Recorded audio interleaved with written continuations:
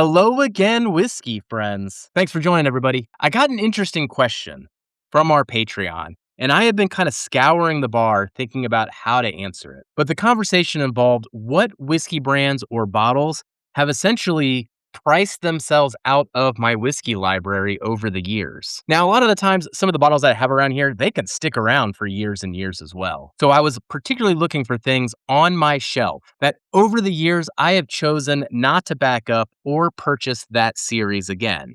And then I wanted to think about why, particularly if the reason behind that was mainly price driven. So we're going to talk about 5 bottles today that have slowly but surely priced me out to the point where if I do finish the current bottles on my shelf, they'll probably never return to my library again. And I'm curious what brands this makes you think of as well. So be sure to get those in the comments and let's have an overall discussion about this. So thank you for joining today, whiskey friends. Let's kick off the show.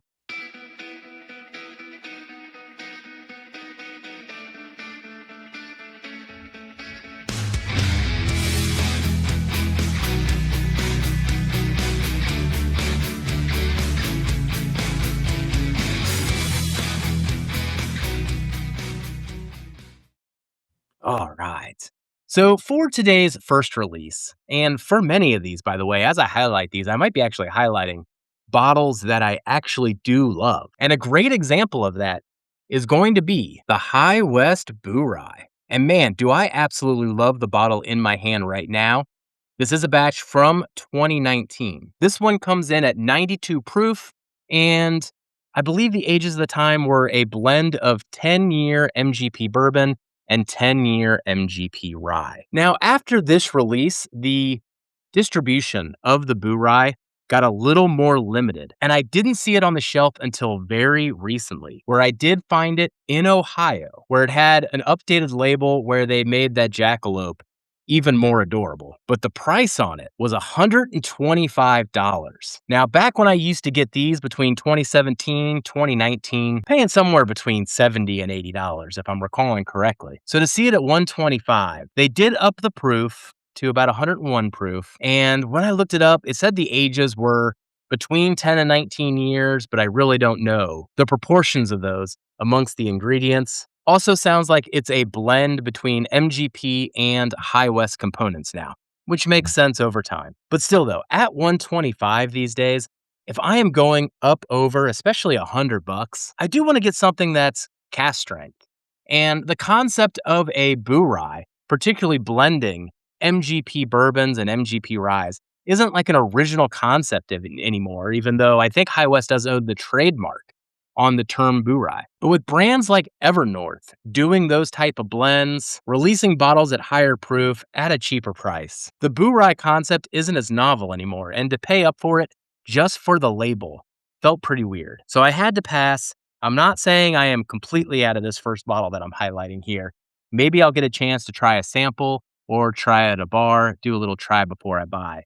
But I was staring it in the face for the first time in years, and I couldn't pull the trigger, and it was the price that scared me off. So let's go through a few more releases. Next on the list is the Bardstown, mainly focusing on the Bardstown Bourbon Company's collaboration series. At least they usually used to explicitly call it the collaborative series. I don't know if they're still saying that, but when these first started dropping with some killer Copper and Kings release, of course, the Chateau de la Bade. I mean, I love this Goose Island one in my hand. Seemed like they were all cask strength, solid, age-stated Kentucky or Indiana bourbons. But, the prices initially, I think, were like $120, if I'm remembering right. And then they slowly drifted up to $130, $140, $150, $160, $170 for each of these releases on and on as the hype grew. But then during that same period, the age statements either came down on these whiskeys or they ended up being more finished Tennessee whiskeys. But the West Virginia Great Barrel Company release really didn't hit me well. The Four Square Rum one they did, I was real excited about, but then I was just okay on it. The Silver Oak, I was just okay on it. And some of these were samples, some of these were ones that I bought. I did love the Amrut, I will say that. But that's kind of it. It's like this hit and miss nature of these as the price also increased. And I really want to try the new Ferran, and I haven't tried that yet. I just couldn't pull the trigger based on where the price was. And I've even been seeing these on the shelf with the prices getting slashed, and I'm still not pulling the trigger. As I said, I love this Goose Island one. And then they did a sequel to it. Gosh, I think I saw it for $100 and I still didn't pull the trigger. But where the prices are today, it does seem to be too high for me to pull the trigger on some of these releases without seeing just very over-the-top reviews or getting to try before I buy beforehand. And even with the comeback the Discovery series has had the last couple of years, last year's kind of broke my faith again. It's too expensive of a bottle to be in this hit and miss kind of a stage. And for me, it's obvious who's kind of filled this gap over time.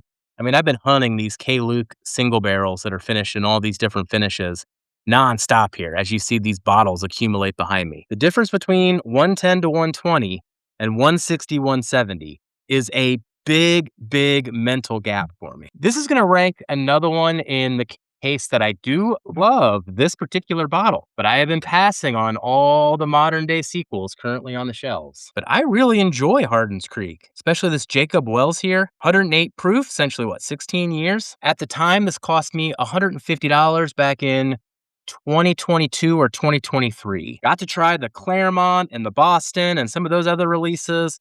Those were fun. But now the ones that hit the shelves today, they come in what, 700 milliliter bottles. They cost the same price at $150 MSRP. The age statements have come down to 11 years. Just couldn't see the value of them. I mean, shoot, just the other day I saw a Knob Creek 12-year for 100 proof on the shelf. For what? What was that? 60, 70, 80 bucks? It was right around there. So why am I going to a Hardin's Creek for $150 for an 11-year product?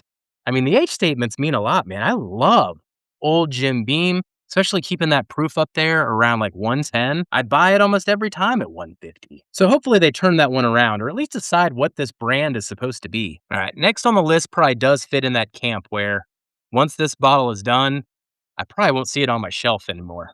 But we're going to go in with the Horsey here. And as you can see, I have been nursing this bottle for quite a while. This one's a 700 ml. I actually got this one overseas. But Blanton Straight from the Barrel did eventually come to the States, starting, I believe, in 2020. Initially, it cost $150, but now they've even raised that price further to $175. Now, as we get into what is actually in this bottle and compare it to anything else on the shelves around that same price point, the stats just don't add up. Independent Joe actually gave me a Blanton Straight from the Barrel during a blind flight. And in the midst of that conversation, he asked me to guess the price. Now, knowing Joe, Joe can swing for the fences sometimes when he gives you a blind, but just based off the way it tastes, I just kind of said, I don't think I could spend any more than $80 to $90 for this. And lo and behold, it was Blanton Straight from the Barrel. But for a cast strength whiskey around the age statements that we believe Blanton Straight from the Barrel is, $80, $90 makes a bunch of sense.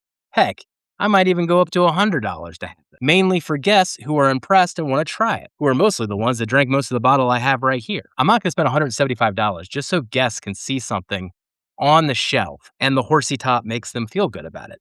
The value proposition just isn't there for what is truly in the bottle. It's all marketing. Gotta pay for the whiskey, not the marketing. For the last one on my list, man, I'd probably be conflicted by the time I get through this talk track here. But I'm going to put up the Master's Keep series from Wild Turkey. And really, I'll just put up the 1-2 punch here of the One and the Voyage. It's been a while since I had this. Why don't I just get into this too? But this series actually was one of my first loves. When I really fell into the deep end, into the whiskey scene, circa like 2017, anytime before that, I would have been more of a tourist, casual, 80 proof, 90 proof kind of a drinker. But when I turned the corner and I started going to hunting in random liquor stores around Ohio, I started seeing the Master's Keep still just sitting there on the shelf in that beautiful box. Picked up a Decades, the highest price I ever spent on a bourbon at the time. Adored that. Found the 17 in a Giant Eagle in Cleveland while visiting friends. Bought that. Just sitting there in the corner, gathering dust. Absolutely still adore the Revival to this day.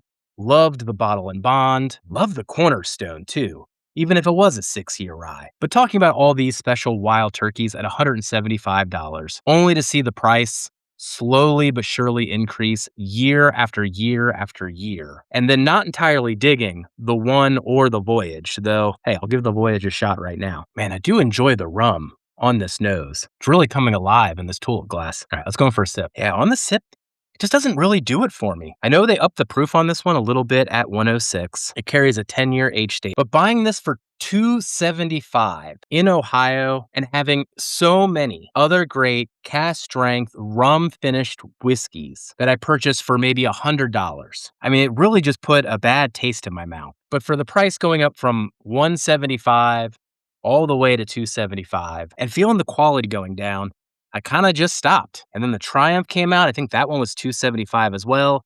I ended up not picking it up, and that was the end of my series of getting every single Master's Keep. And I know the Beacon got a lot of love last year, but once again, they upped the price again, now $300.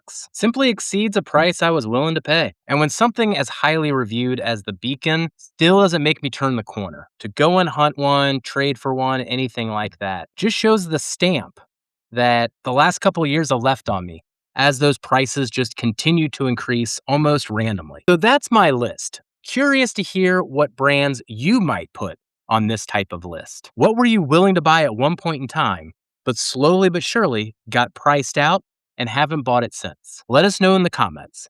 And just remember, while you can always find more whiskey, you can never have enough whiskey friends. So take care of those around you, and we will catch you on the next one. Goodbye, everybody.